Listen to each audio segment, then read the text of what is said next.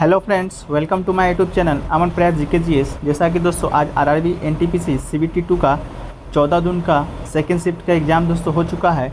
तो उनमें पूछे गए कुल 45 प्लस प्रश्नों को आज हम देखेंगे तथा उसके उत्तर को मिलाने का प्रयास करेंगे।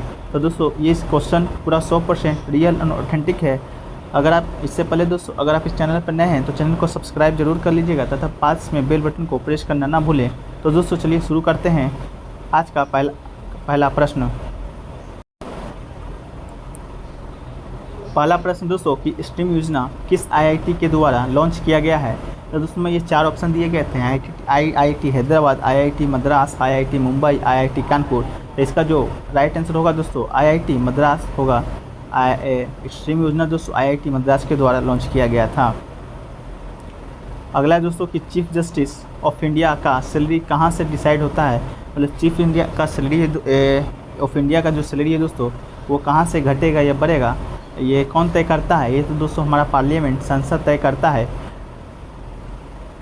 आज फर्स्ट शिफ्ट में भी दोस्तों पार्लियामेंट से संबंधित क्वेश्चन आया हुआ था कि पार्लियामेंट के कौन कौन से अंग है। तो उसका है president plus Rajya Sabha plus Lok Sabha दोस्तों राइट आंसर था।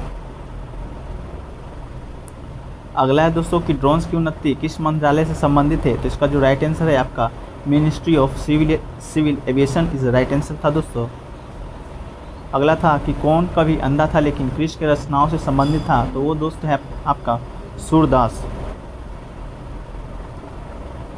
अगला प्रश्न दोस्तों कि फोटोवोल्टिक सेल में किस मेटल का यूज होता है।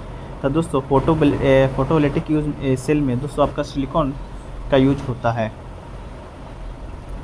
अगला है दोस्तों कि बॉम्बे प्लान का क्या लक्ष्य था। तो इसका जो लक्ष्य था दोस्तों economic development and economic investment दोस्तों इसका लक्ष्य था।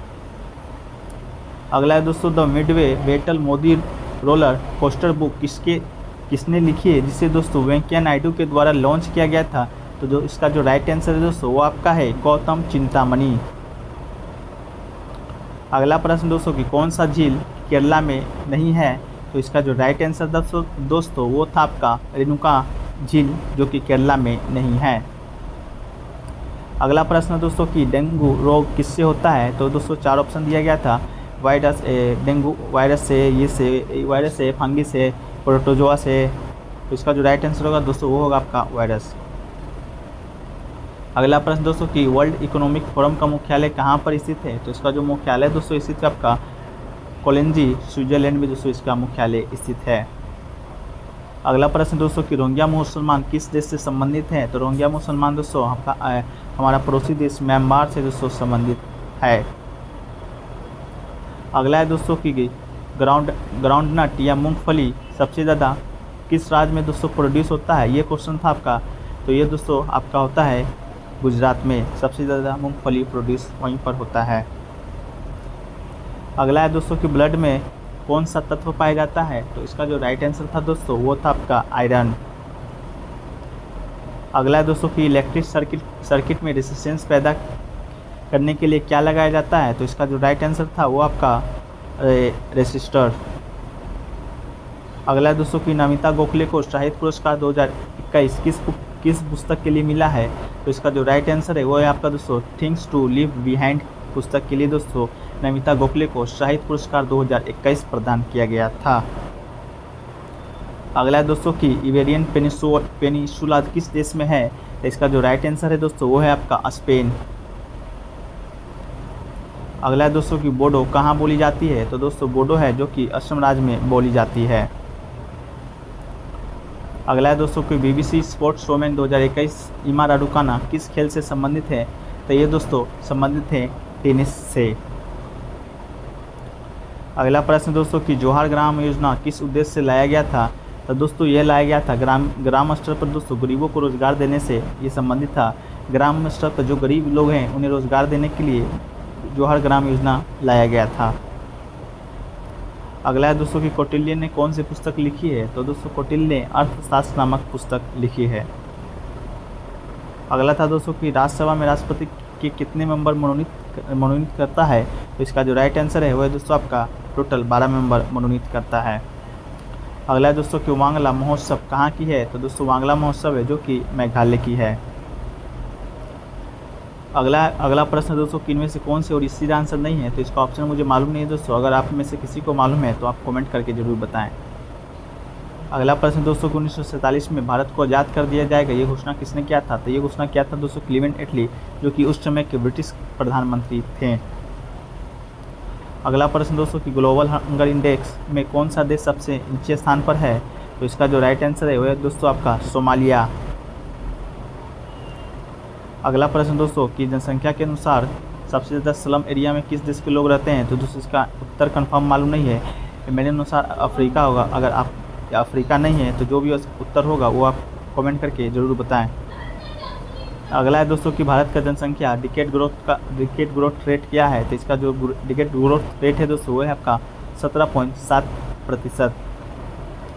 अगला प्रश्न दोस्तों कि चावल का दूसरा सबसे उत्पादक राज्य कौन सा है? तो इसका सबसे बड़ा दूसरा उत्पादक राज्य दोस्तों भारत।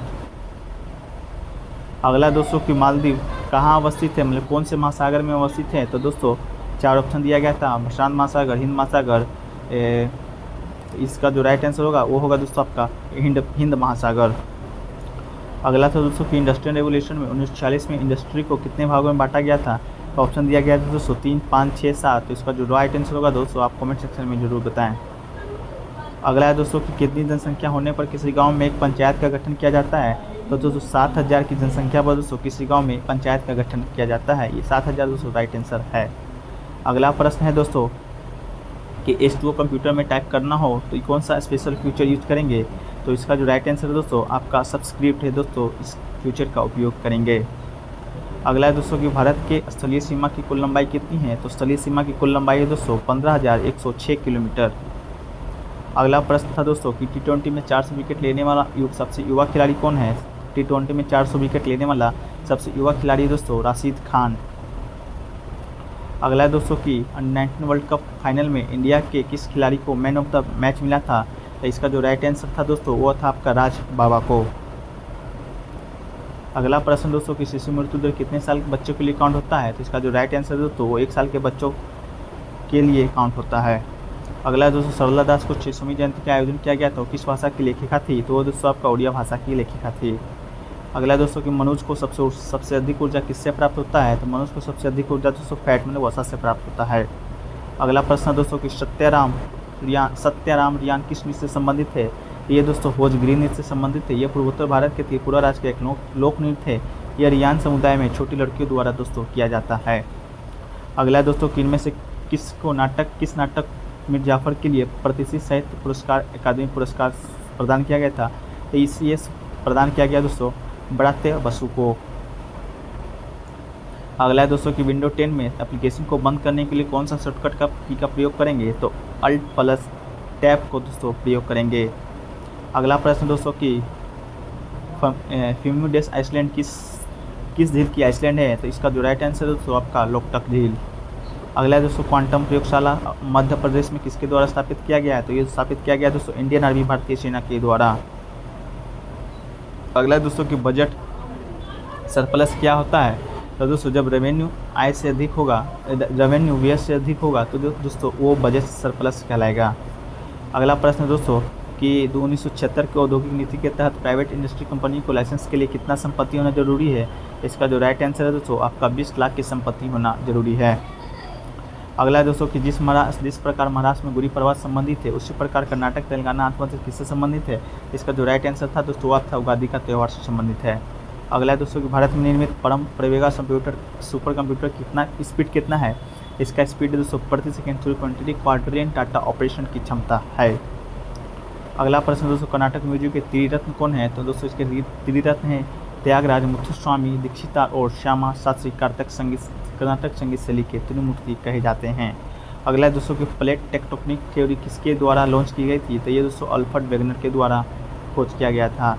अगला है दोस्तों कि 2021 की जनगणना के अनुसार अनुसूचित जनजाति की साक्षरता दर कितनी है? तो ये दोस्तों आपका 59%। अगला है दोस्तों कि भारत द्वारा सबसे आयात किस सामान का किया जाता है? तो दोस्तों भारत द्वारा सबसे आयात कच्चा तेल मतलब क्रूड ऑयल का दोस्तों किया जाता है।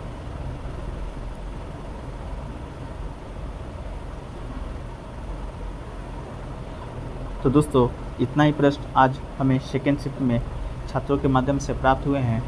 जो कि दोस्तों 100% एक्यूरेट और ऑथेंटिक है। तो अगर वीडियो अच्छा लगा हो दोस्तों तो वीडियो को लाइक कीजिए तथा शेयर कीजिए। अगर चैनल पर नए हैं तो दोस्तों चैनल को सब्सक्राइब करना ना भूलें तथा पास में बेल बटन को भी दोस्तों क्लिक कर दें।